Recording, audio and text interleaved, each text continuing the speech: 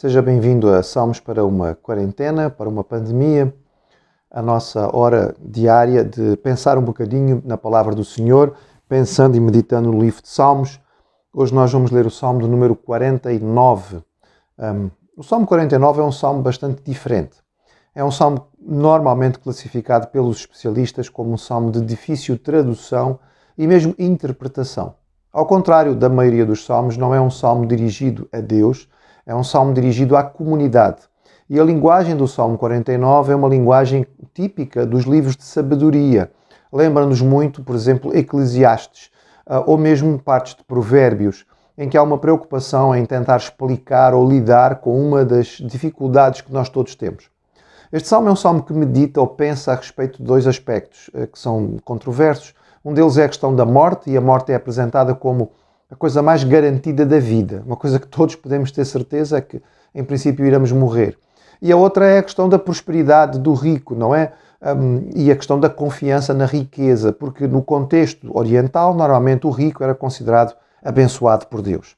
E este salmo é um salmo que lida com estas duas questões do ponto de vista da sabedoria e da instrução ao povo do Senhor.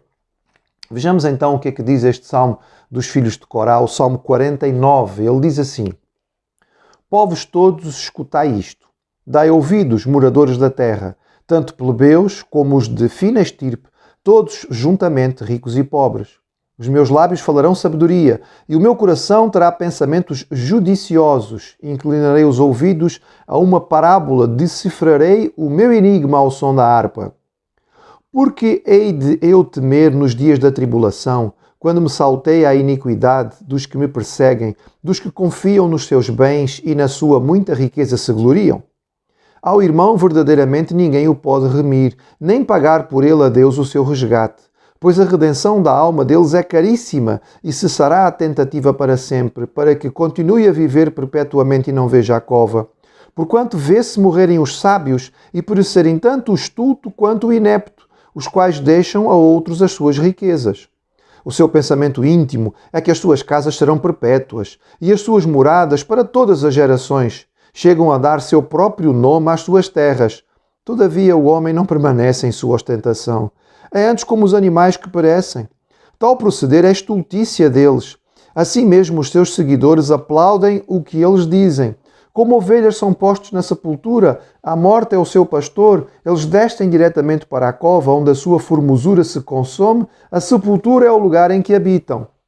Mas Deus remirá a minha alma do poder da morte, pois Ele me tomará para si. Não temas, quando alguém se enriquecer, quando avultar a glória da sua casa, pois em morrendo nada levará consigo, a sua glória não o acompanhará. Ainda que durante a vida ele seja lisonjeado, ainda que o louvem quando faz o bem a si mesmo, irá ter com a geração de seus pais, os quais já não verão a luz. O homem revestido de honrarias, mas sem entendimento, é antes como os animais que perecem.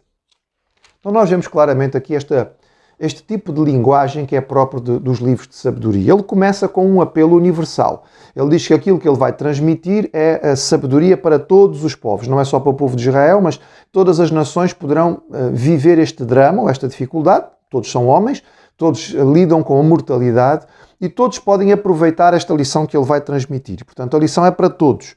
Todos os povos e todas as classes sociais. Tanto os mais simples quanto os mais sabedorosos, tanto os mais pobres quanto os mais ricos, e ele se anuncia a si mesmo como aquele que é o sábio, que vai proclamar então estas verdades e que vai revelar estes mistérios que porventura estão no coração de alguém. O trama então todo do Salmo parece ser basicamente este. Ele descreve pessoas que são muito ricas, pessoas que confiam muito na sua riqueza, que pelo facto de serem muito ricos são muito bajulados e badalados no mundo, são muito valorizados, muito reconhecidos, e aquilo que ele está a descrever aqui é a realidade da história da humanidade, hoje em dia também. Os ricos e os poderosos é que aparecem nas capas dos jornais, há revistas feitas especificamente para falar da roupa que é usada pelos ricos na festa A, B ou C. Enfim, o mundo não mudou muito, continua exatamente a mesma coisa. Ele diz: muitas daqueles que são simples, e a maioria da população não pode viver nesta ostentação, olha para estas pessoas com alguma inveja. Olha para estas pessoas e não é? Gostaria de ser semelhante a eles. É curioso que ele diz aqui algumas coisas engraçadas. Ele diz, estas pessoas até põem o seu próprio nome nas propriedades. E nós também vemos isto. As pessoas põem o seu próprio nome em locais públicos, em ruas, em praças, em prédios, em hotéis, em resorts, em propriedades, porque disto de alguma maneira querem perpetuar o seu nome. E confiam que a sua riqueza e o seu dinheiro vai fazer com que, de alguma maneira, eles permaneçam para sempre. E o comentário do sábio que escreve este salmo é exatamente este: tolice absoluta. Porque morre da mesma maneira o rico e o pobre, morre da mesma maneira o sábio e o tolo. Todos têm o mesmo caminho na vida. E não há nenhuma maneira de se poder pensar de forma diferente. É impossível, através das riquezas, de alguma maneira ganhar imortalidade. É o que ele diz aqui quando ele fala a respeito de comprar a redenção, não é? Ele fala sobre remir e pagar a Deus por continuar a viver. Alguma vez alguém pagou a morte e disse, olha, não chegues hoje, eu dou-te aqui 2 milhões para poder viver mais não sei quantos anos. Sabemos que isto não é assim. A morte chega para todos da mesma maneira e quando ela chega, não interessa se a pessoa tem muito ou pouco dinheiro, não interessa qual é a sua conta bancária, esta pessoa vai. Ela não vai poder permanecer, ela não vai poder levar aquilo que tem, não vai poder confiar naquilo que é a sua riqueza, porque a sua riqueza não a protege da morte, não a acompanha na morte e não lhe garante nada no pós-morte.